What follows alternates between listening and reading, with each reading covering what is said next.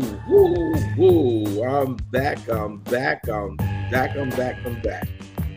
Had a little scared there for a minute. Had a little scared there, but I'm back. Thank you guys. Thank you guys. Those that asked, was everything okay? Yes, everything is definitely okay. Had a little bit of a scare there for a minute. But I'm back. I'm back. Okay, so now what I was talking about was the different times and how people believe in things that are not necessarily true, but so since it's been the narrative for so many things, just like in hip hop, that's the only thing that they have to believe. One of the things that I always say is that people when they latch on to things, just like Santa Claus, when they latch on to those things, it's hard for someone to tell them that, okay, listen, Santa Claus is a fictional person, and it was something that was made up. So those people that believe in Santa Claus, they're like, wow, no, that can't be, because I believed in Santa Claus all this time, and now you're coming and saying that Santa Claus is not real, so that's hard to believe, and I understand that. I totally get it. I understand that, and that's what the narrative of today. I was actually on the phone earlier with one of the original founders, or what, if you want to say. There was someone was there when it first started with the Black Spades. He's actually was my sensei. He still is to this day, still my sensei. And we were going over some things, about the Black Spades and about Bronxdale. And one of the things that we thought about and we remembered was that early in the early days, of hip hop, of anything, of the Black Spades or anything, the goal was to actually protect our environment. See, a lot of people don't understand how it was in the 60s and 70s for us. In the 60s and 70s, we had it all the way around, bad for us all the way around. And something that can definitely say I witnessed was prejudice. There were certain areas that we couldn't go because of the color of our skin. There was certain schools that we couldn't go to because of the color of our skin. Stores, everything that we couldn't go to because of the color of our skin. And so there was such a thing as having respect for yourself, and such a thing of beware of the people that were totally against you. Because see, there's such things. One thing that I've always said, that a person that laughs in your face and stabs you in the back are the worst type of people. I'd rather a bigot or someone that comes straight up and tells me, I don't like you because of this, or like, I don't like you. And that, that's better than someone who will laugh with you, shake your hand, hug you and everything. And all while in the meantime says, I can't wait until you turn around so I can stab you in your back. And that a lot of that goes on today, as it is today. A lot of people act like that they're with us, and that they're part of us, and then as soon as we turn our back, they'll be the first one to stab us in the back. And some of those things that happen, when we realize that happens, then they get upset for us to realize that that's what's happening. And so back to with the Black Spade. So we were talking about things and I have a couple of pictures uh, that I have that I want to put up to show. I just want to show what it looked like. Okay, what it looked like. Now, that's in the early 70s, the early 70s. I'm talking about 70, 71, 72, when this picture was taken of Bronxdale. And if you look, you can see how it was. It was, basically Bronxdale was one of the, I guess, best kept projects because of us, because the Black Spades, because of us, because of what we were doing, our parents, how our parents were. And so a lot of people get it twisted. People get it twisted and feel like, okay, because you lived in the projects, you were dead poor and you didn't have anything. So how could you have equipment, or how could you have records, or how could you do this, or how could you do that? Because if you lived in the projects, that you were very, very poor and people didn't have. It was the slums, and there's just a one step up from being homeless. These are the things that people say, and those things people say are because people did not know anything about the projects. They just heard and they say what the projects was. Now, believe it or not, just because it was this way didn't mean that you were able to just walk into that project. You just, like, that was a no-no, because just like what I was saying um early to my sensei, was that, and he even explained to me that the reason that it did look like that is because of the addicts and the heroin addicts and the dope fiends that were there got kicked out.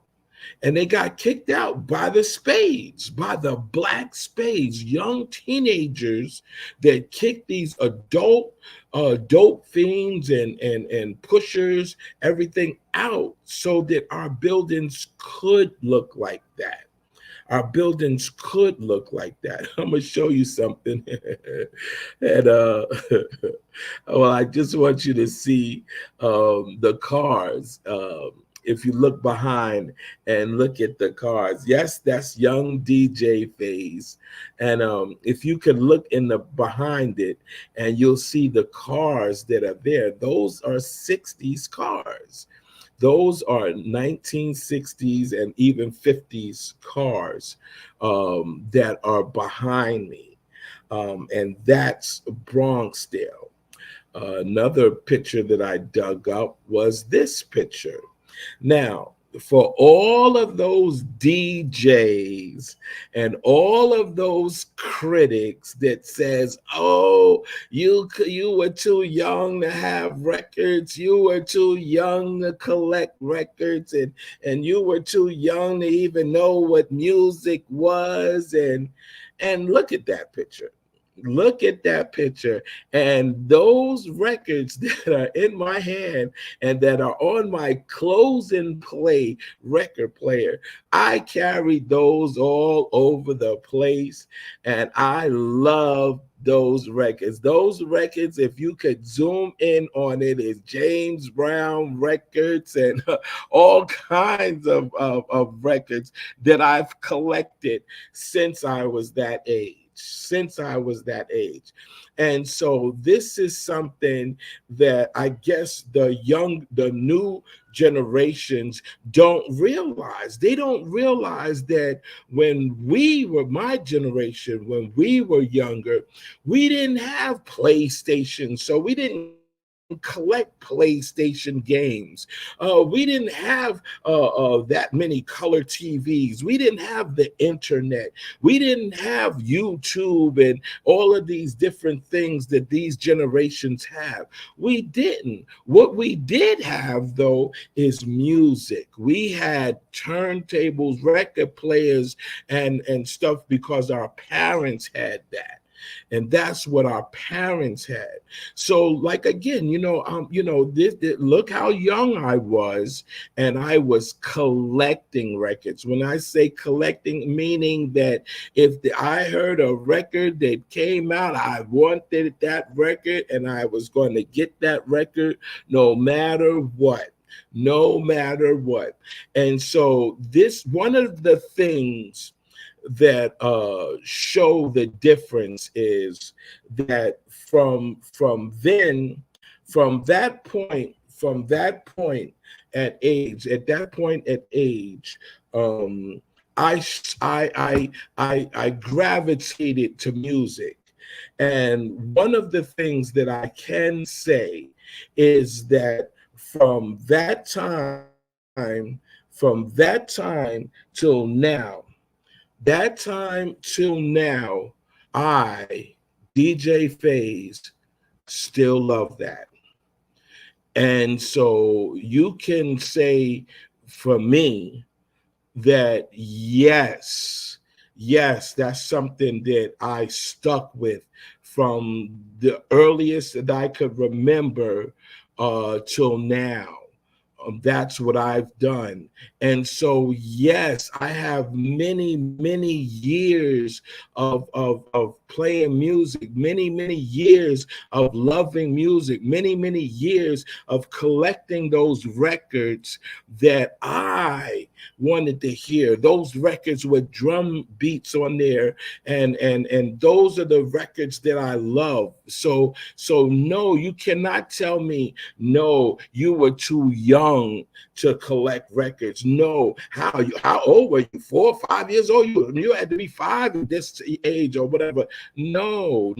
Even though it's like to me, people, I don't even at this point care anymore when they say those things, because I know what it is. I know what it is to love music so much. Love music so much that that's what my life is. I know that. I know that if I like something, I'm going to get as many as I can of it. Okay. So I love to play the drums. I love hearing the drums. I love that type of funky music. I love that. So that's what I do. That's what I collect. I'm going to show you something. Okay. Now look. Those that don't know, that's DJ Smokey. Now, Smokey and the Smokatrons were back when we were. They were back, and he'll say it. He says, yes, Mario was first, and then it was him, but he was before her.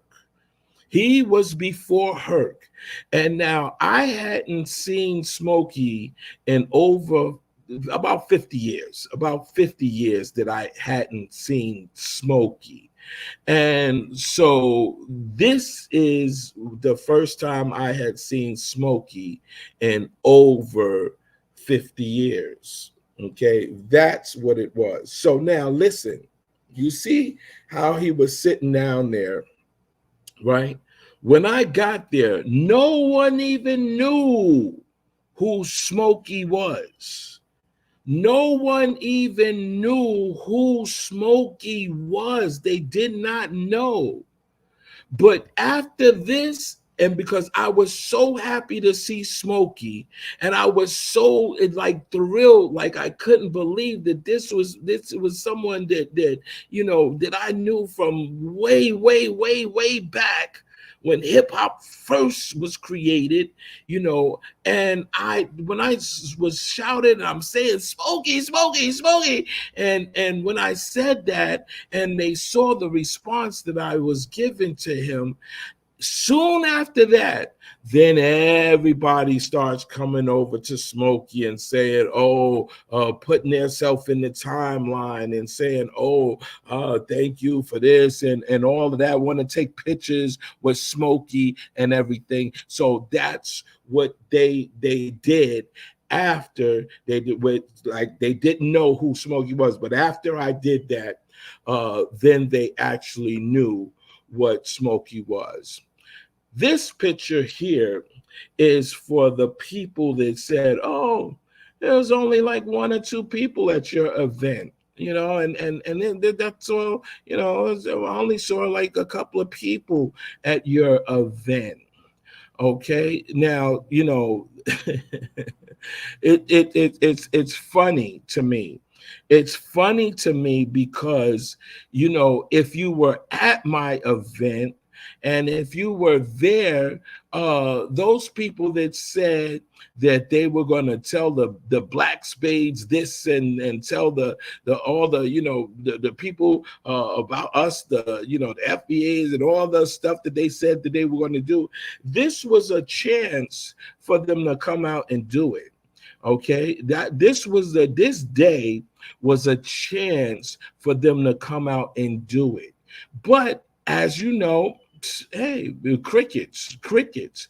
And if you look at that, we were playing, well, I was playing, Theodore was playing, we were playing things from back in the 70s, back in the creation of it, back. And these people, if you look, there's a lot of older people there, and they were just so happy to hear some of the things that they haven't heard in years. Okay. And if you look in the crowd, who do you see? You see us. And that's normal. That is absolutely normal for us. That's normal for us. That right there. And that's just not even a quarter of it. That's just one little side. That's right in front of the, matter of fact, that's on the side of the DJs. Okay. So there's a whole nother side. There's behind that. And this is what we do. This is what we do. This is real hip hop. That was a hip hop jam. That wasn't a little event that you go to and you see, oh, no. This is what we used to do. This is what we used to do. This is how we used to come to the jam and rock out. Okay, this is it. So my event, my tribute to Disco King Mario event that happens is just a testament of what we are and what we do.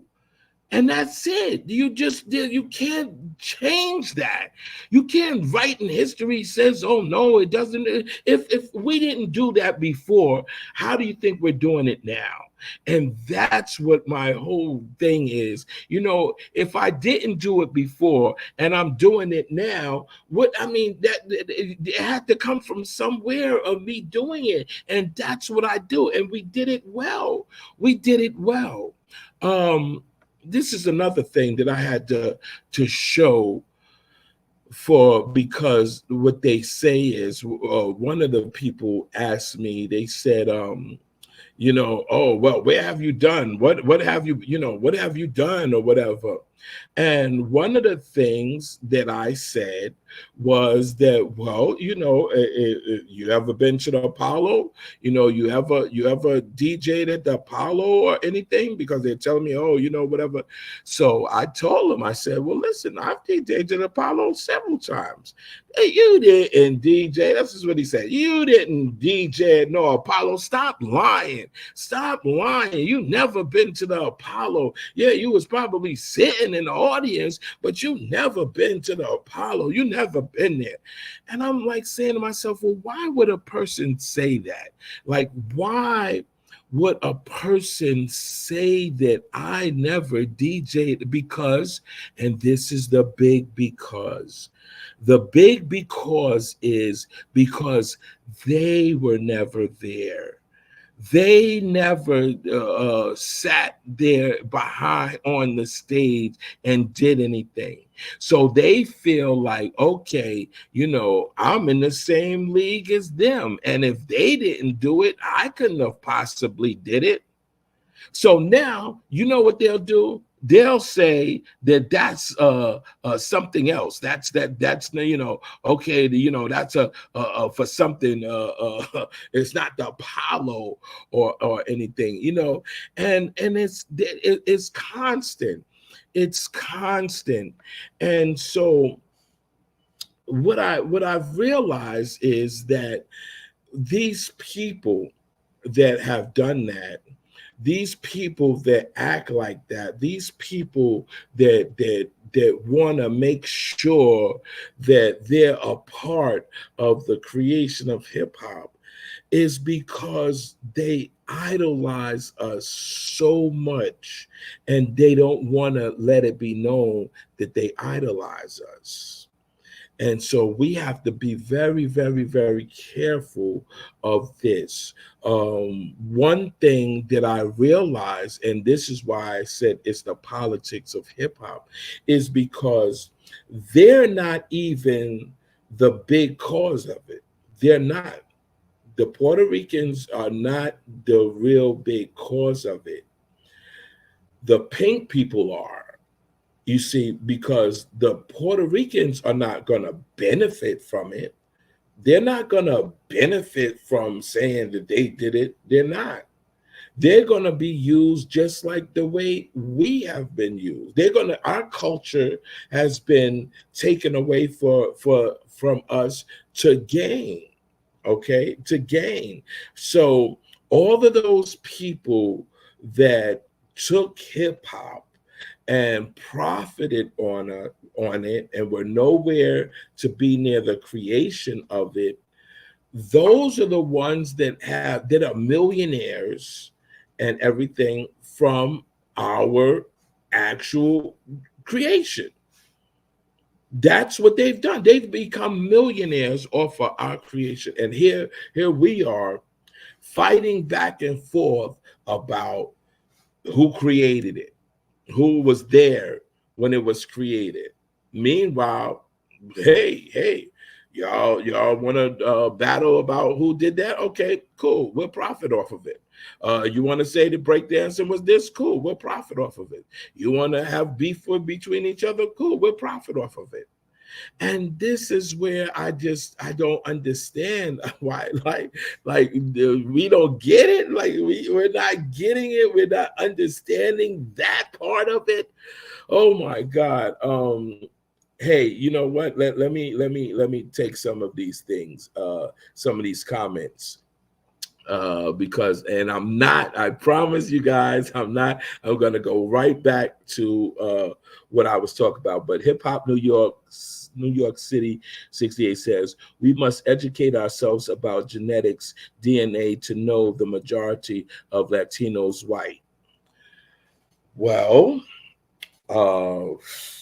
you know, oof, that's yeah, that's I guess we do have to, but see, there's such thing as wordplay.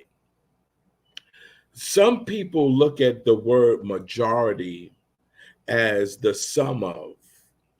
And so I've said that and I guess this is the politics of it. I've said on channels, on different interviews, that majority, there's a definition for majority that says that the majority have the right to govern the affairs of the minority. All right, listen to what that says. It says the majority have the right to govern the affairs of the minority.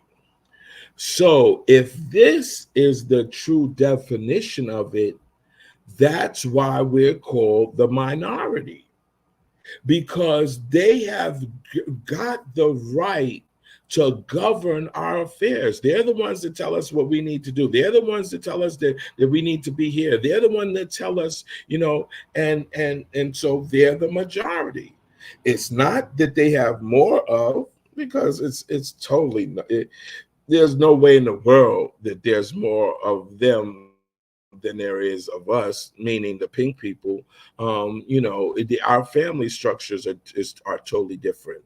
In a pink family, usually it's the husband, the wife, maybe two kids, a boy and a girl, or something like that. But that's just basically what it is. With us, we have our average mother, father, two sisters, two brothers, three brothers, one sister, four brothers. We have that. And so if go around the whole world with us doing that, yeah, we usually have more than them.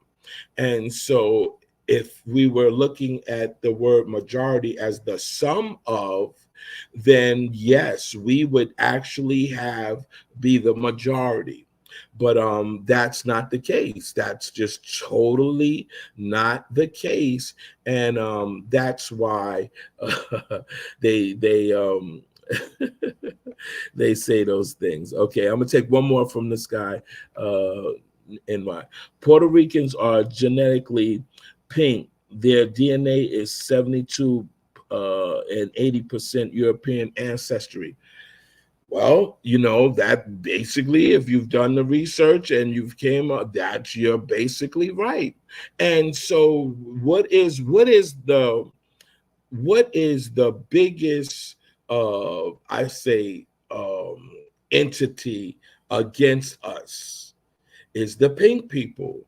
And then, so now if you have the Puerto Ricans that have the pink inside of them, then yes, they're against us as well. And so that's what I don't understand. And this is every, and I'm going to keep on asking this question every single time. The question is, if Puerto Ricans were 50-50 and they were there with the creation of hip hop, what did their culture bring? And I asked this question a million times.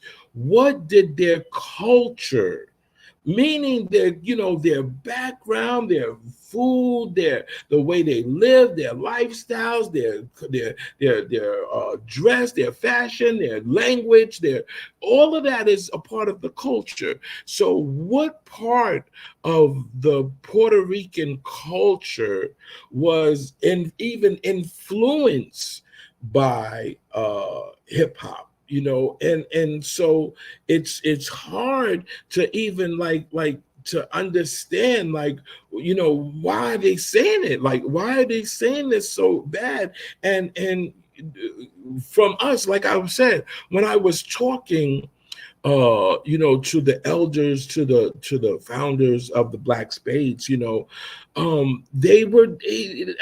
knew I had to ask because I know what I had saw. And in those 70s, 71, 72, 73, they did not like us. Puerto Ricans did not like us. They did not. They would speak Spanish because they knew that we couldn't hear, and they would call us all kinds of names while they were speaking Spanish, and they just despised us, just like the pink people. They did. And there's just no saying that didn't happen, because that happened. The Puerto Ricans, they hated us. They did. And so I don't understand how they say now it's all kumbaya. We were with you guys and everything, when I don't understand why. Like, when did that change come about? When did it didn't happen at the creation of hip hop. So when did it happen? And I just want to know, like in hip hop, what Spanish speaking song did we use as far as, I guess, a break or whatever you want to say? We have a lot of breaks that talk that says something, you take Just Begun, 1973. I think it was 73, yeah, 73 or 72, Just Begun came out. And Just Begun, Just Begun. It wasn't, I don't know how to speak Spanish, but it wasn't Spanish. It wasn't saying it in Spanish. Gotta Get a Nut. All of these different records that we had. Who Stole the Cookie from the Cookie Jar? All of these different records. Man, Here Comes the Judge. Here Comes the Judge. All of these records were speaking our language, even our slangs. It were our slangs. So I don't recall any records that had this Spanish lingo, this Spanish, these words that were in Spanish. Because, like I said, if it was in Spanish, I wouldn't have been able to know what they were talking about. Sure, I could have been putting on a record in Spanish and they could be saying, like, kill all of us. Kill, we didn't know. So that's where one of the parts that I just don't get it. And I don't get it. Okay, so now Jose Chavez says hip hop is pop music now. That's not true. And if you're gonna say hip hop music is not pop music. What I can say that it close to, and what it has done is become commercialized music. It has definitely become commercialized music. And I guess that's something that we let go too far as well. I think when it was a grassroots type of deal, when it was grassroots, it was more sacred. It was more sacred. People didn't have access to it. I remember all the time, I would go get records, and the first thing I would do would be scratch out the name of the record because I didn't want nobody to know the name of the record. So now it's commercialized. So they hear a record, they get it anywhere. They go to YouTube or wherever they get them from, and they get it. So it's more, yes, it's been more commercialized. I wouldn't say pop. I would say it was more commercialized. Cool Intent.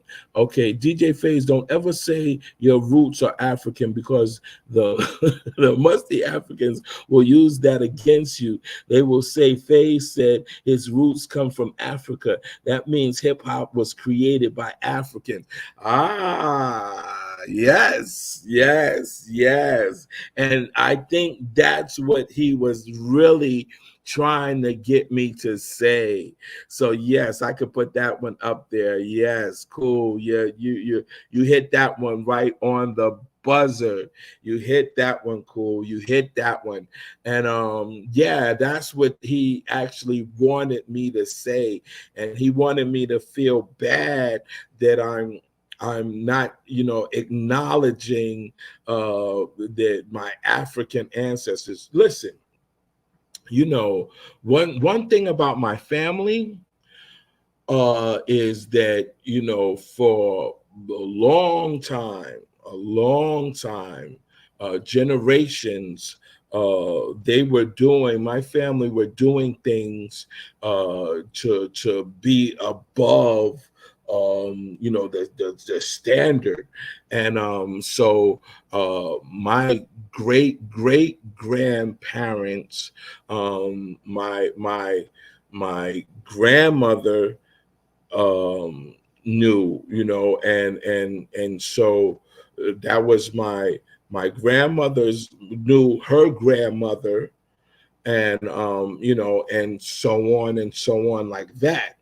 And so from that alone, nobody was from Africa.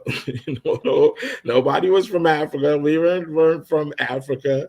And so, if you can trace back to your great greats, then that's pretty much where you at least you get your start from. And so no, I'm not gonna say that. I'm not gonna say that my ancestors were this and my answer, because I don't see it. I don't see that. So yes, that's a great point. That's a great point that is made.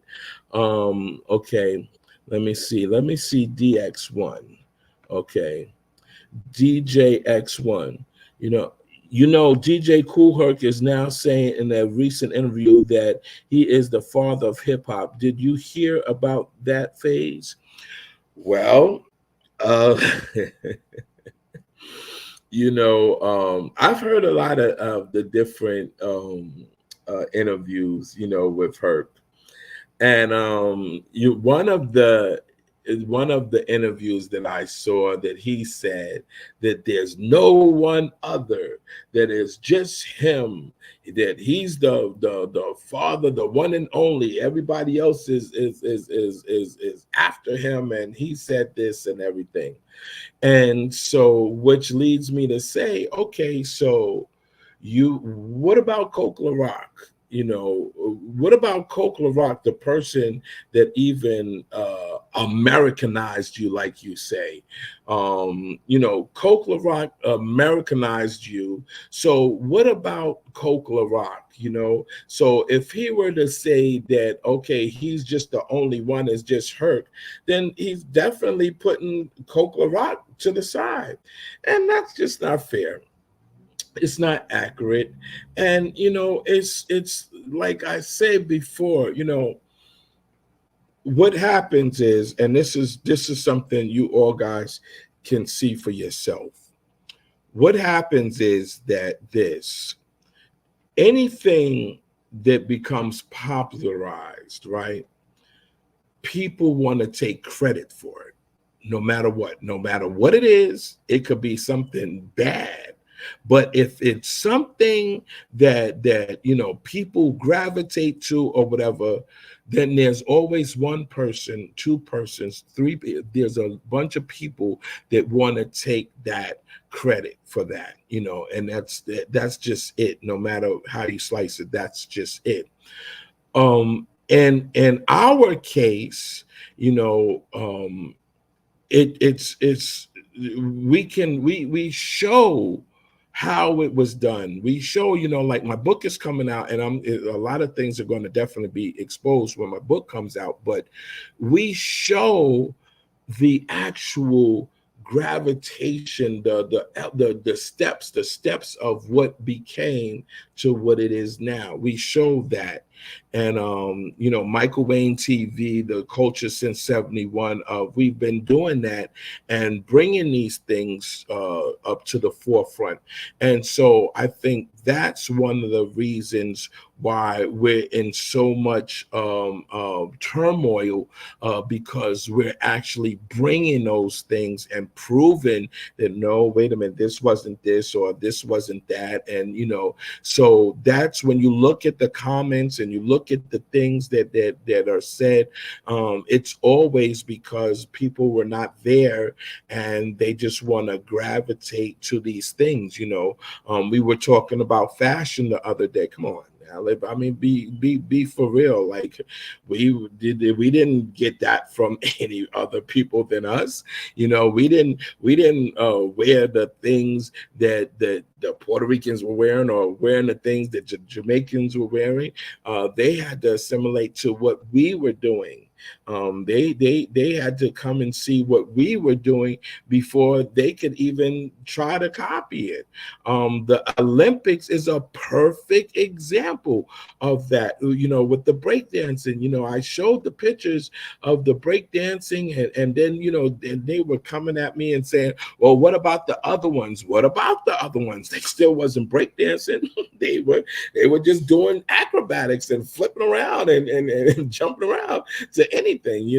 So it's a matter of people just trying their best to take that what we have been, what we have built, and they don't want to admit the truth. China Black, Herc has been putting Coke Rock to the side for some time now, even though he is in countless videos saying how he got Americanized from being around Coke and other Black Americans. And that's 100% true. That's 100% true. So if someone it gave you how to be, then you can't be the only one. Like you. How can you be the only one when you got it from somebody else? Like you have that from somebody else. Here's Robert Rand. Well, it was a pleasure to meet you, my brother. On the note, you have stated all that needs to be said to me. You're not an African. I wish you well, my friend. Okay, then. Okay. And yes, it's true. And Robert Rand, listen, I listen. I totally get and understand where you're coming from. But just like in the comments when I ask you, the information that you get, unless you went and saw yourself, you're getting information from a people that want to make you a foreigner. They want to make you believe a certain things. They want to make you think a certain way. That's where that information comes to. You have not went into a laboratory and took a sample of your blood or took a sample of your DNA and matched it with another sample of. You haven't did that. You have to rely on what someone has told you or put in a book. And that's my point exactly.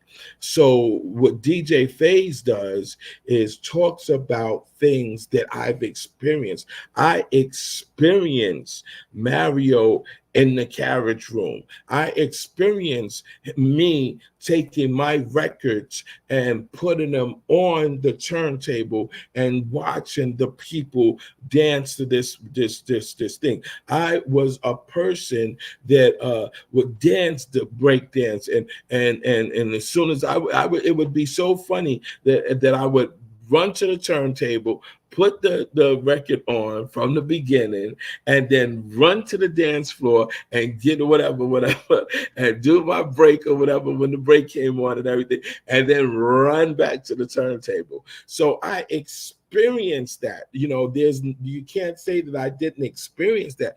I experienced Andre Harrell in my building, living upstairs in my building.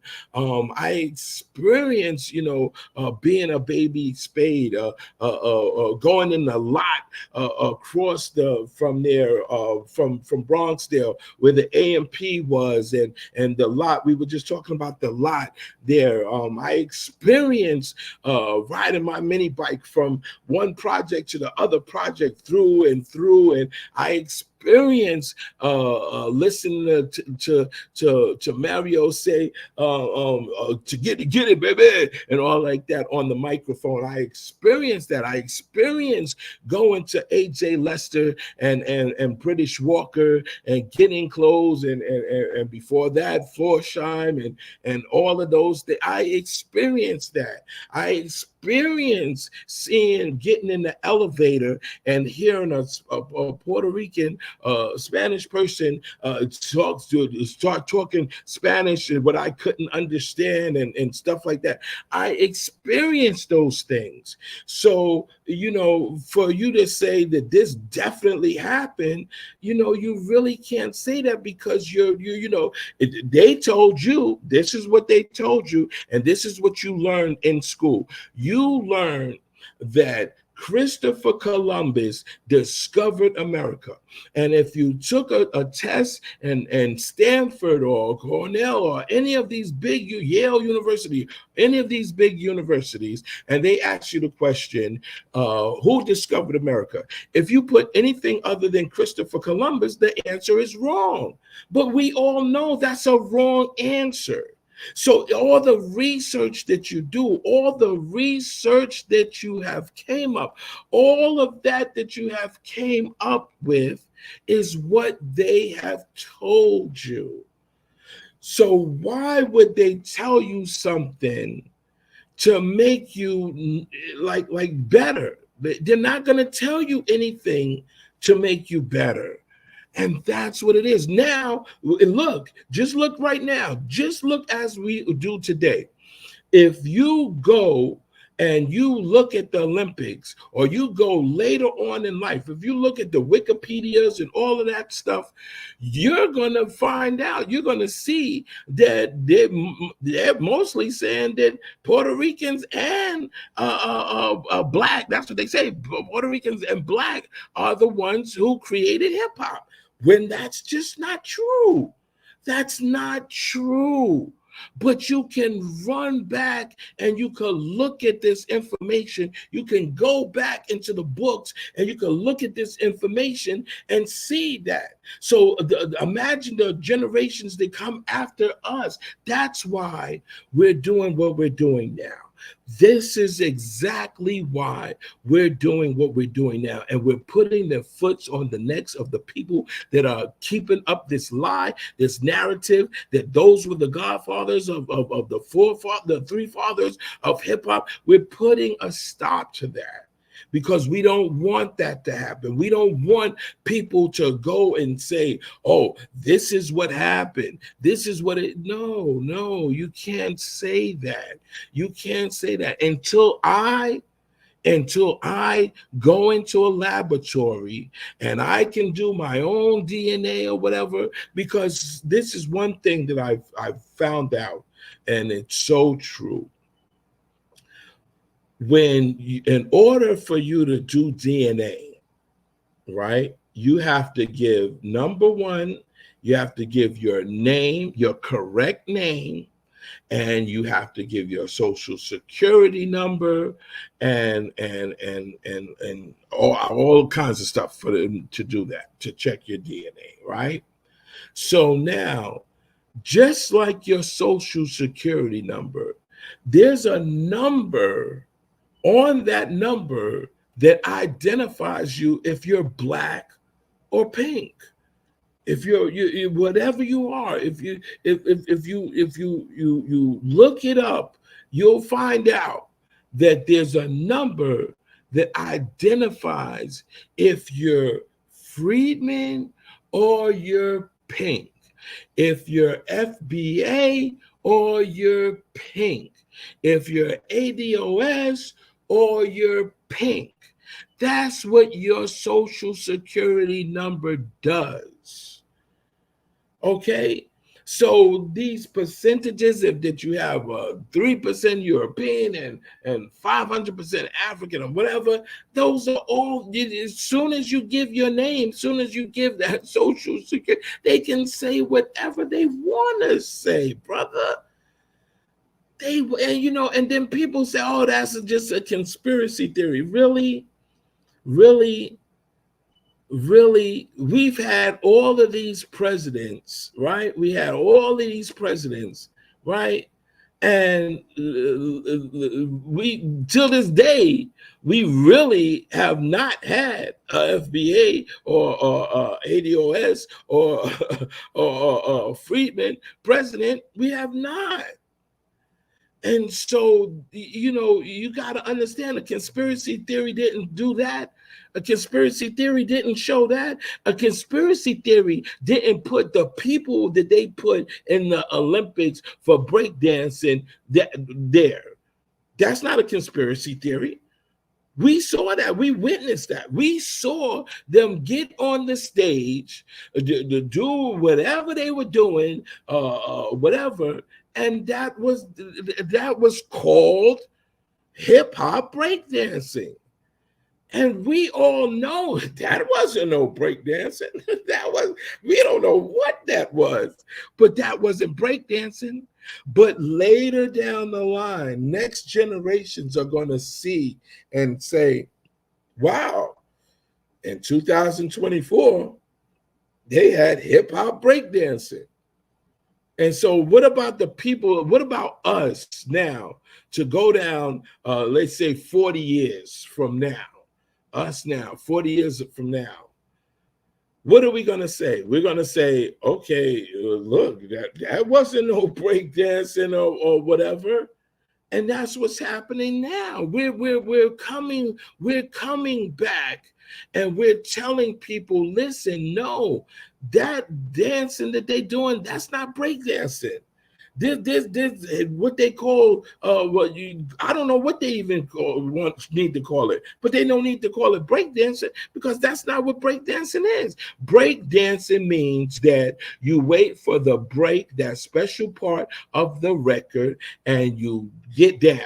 You get down. Burning is the part all the way to the record, and you can burn on the break. You can burn on the break. You can get down on the break. That's how creative we were. That's how creative we are. And so, people will look down the line, go down further down the line and say, hey, man, they was breakdancing in the Olympics in 2024. You should have seen. And it was the pink people and the Chinese people and everybody, the Chinese people won that. They won that. They tore that up because we don't put our foot down. And that's what I'm doing. I'm putting my foot down and saying, nah, bruh, that ain't no breakdancing. And so that's where the critics come. That's where the critics come. Oh, man, yeah, nah, this and that. Well, you don't know what you're talking about. This, leave the 70s alone. Somebody even told me that. Somebody told me, leave the 70s alone because it evolved. Evolved to what? What did it evolve to?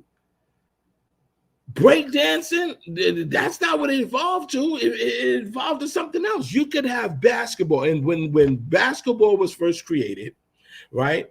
They didn't have the Dr. J's and Jordan and all of that to slam dunk it in there and go behind the back and under the thing and slam it. They didn't have that.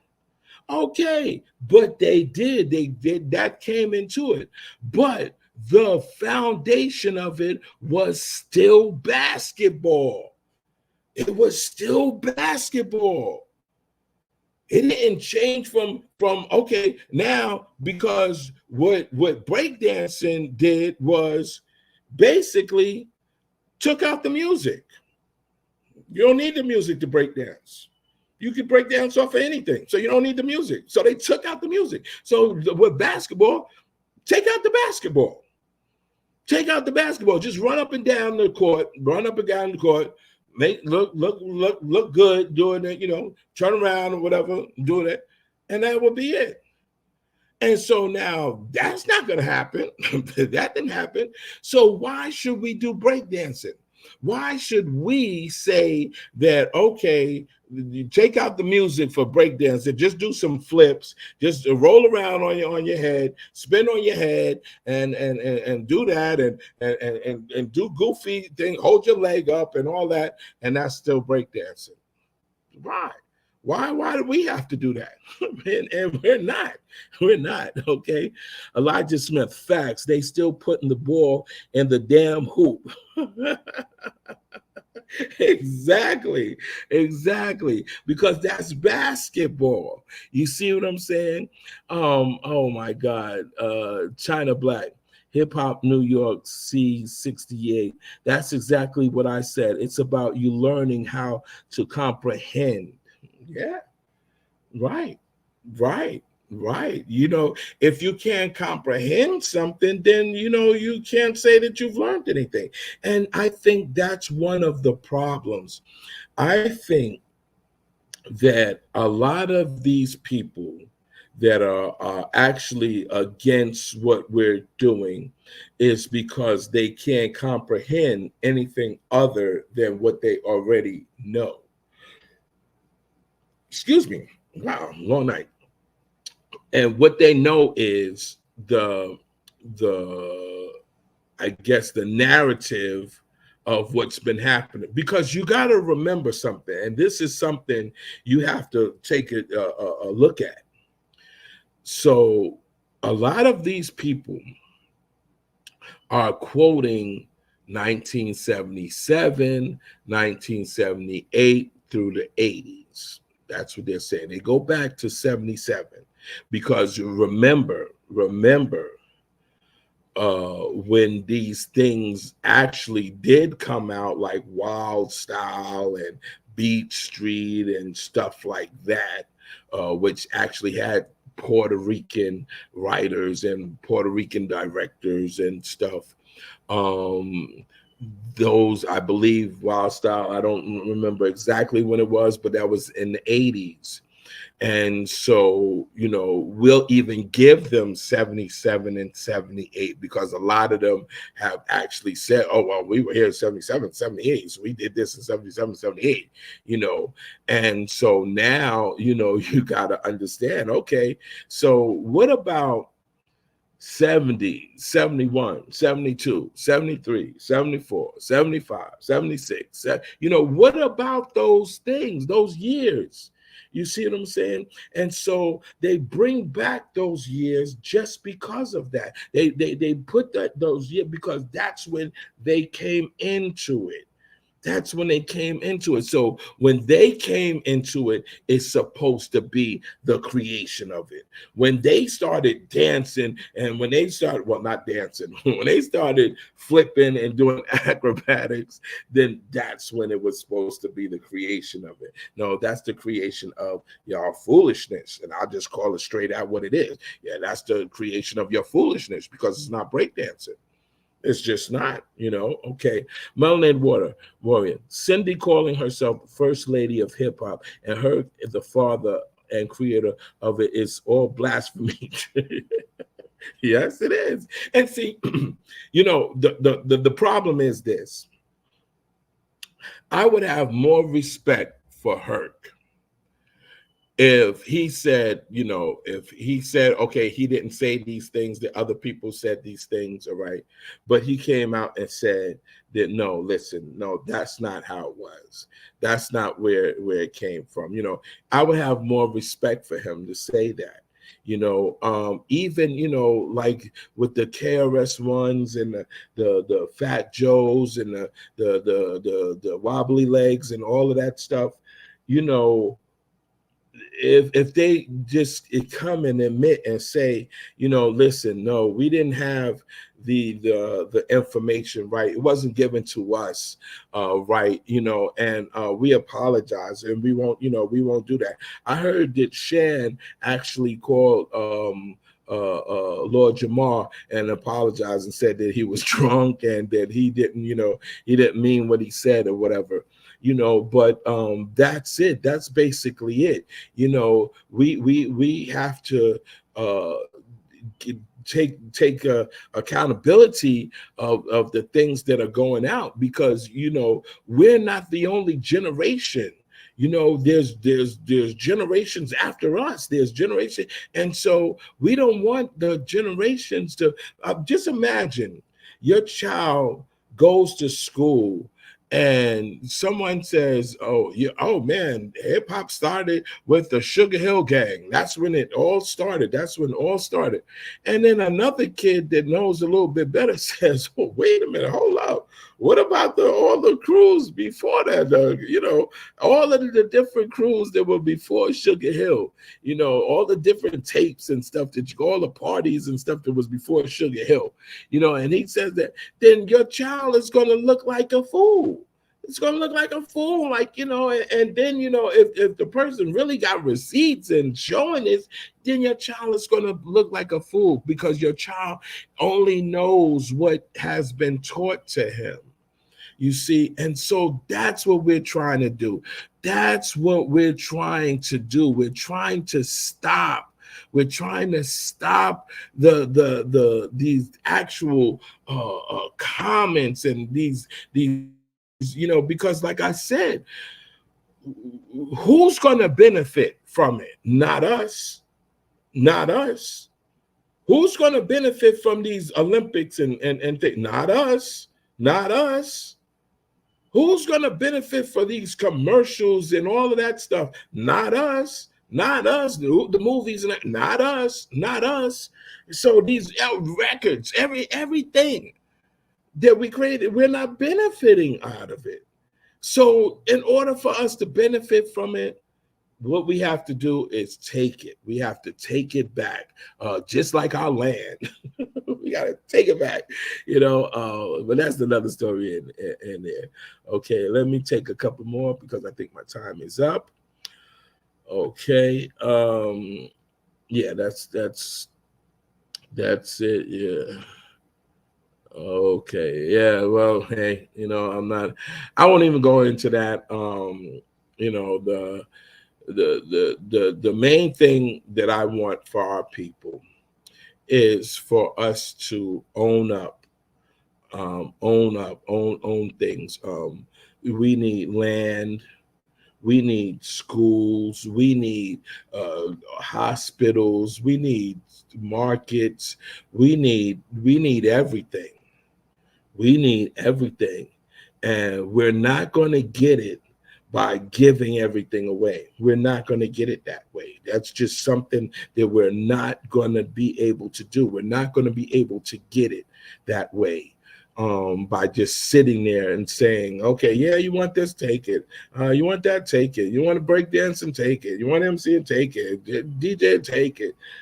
Your clothing, just take it. We'll make it and you take it. It's not going to happen, and so that's what we need to do. We need to actually go ahead and do that. Take our stuff back. This Saturday, I'm going to do another jam. It's not going to be as big as the Mario Jam, but it's something that I've started doing every year uptown. Because where Mario is considered, a lot of people are telling me different. It's either the Northeast or it's the East Bronx. But we're trying to really figure out where that part of the Bronx is. But when I'm doing Saturday is called the Uptown part of the Bronx, and that's like anything past Gun Hill Road on up to Mount Vernon will be considered Uptown. So yeah, we're going to do that. And listen, you guys. I was a little bit disappointed the other day because I said it before. When I bring you guys the information, and as you see, I'm trying to build my space up, and I'm trying to get things. Donating, you're getting something, you're getting information. And I see that you're getting the information because people are commenting, people are saying something, so $1, $2, $3 doesn't matter. Do it. I'm not able to get the super chat yet. And the reason I'm not being able to get the super chat yet is because I don't have enough subscribers. Simple. You guys are not sharing, you're not subscribing, you're not telling, you're not letting people know about it. You're not, some of you guys are liking it. And so it costs to bring this information. It costs to keep this site going. It costs to do that, and so that's why I put my Cash App up. If you guys, some of you guys don't have Cash App, then find another way. We have Zelle, we have all of PayPal, we have all of these different things. All you have to do is put your information in the comment. We'll hit you directly, and that's it. But because I looked in the other day, man, and I was so disappointed. I was so disappointed to see these people are liking and watching and getting knowledge and getting and they couldn't even say, well, here, here's thank you for at least sharing that with us, at least, and so it was very disappointing. It was very disappointing. So I'll put it up there again, and let's see what it does. But I'm gonna be honest with you, it's I'm gonna have to, just slow down on it if I can build it up the way that I need to build it up. I can't. I just will not. It takes electricity, it takes everything, internet, and all of that stuff. So yeah, I just the politics of hip hop is just this. Anytime that we are used to fight each other, to gossip, to spread lies, to do anything, we don't get paid for that, but other people do. We can argue 100 million days, argue, argue, argue. Every time we argue and there's a subject, we don't get paid for that. Somebody else does. Okay. So keep that in mind, people. Keep that in mind. I wish I could have definitely got back into the comments, because I see that they're definitely, definitely in there. And, like I said,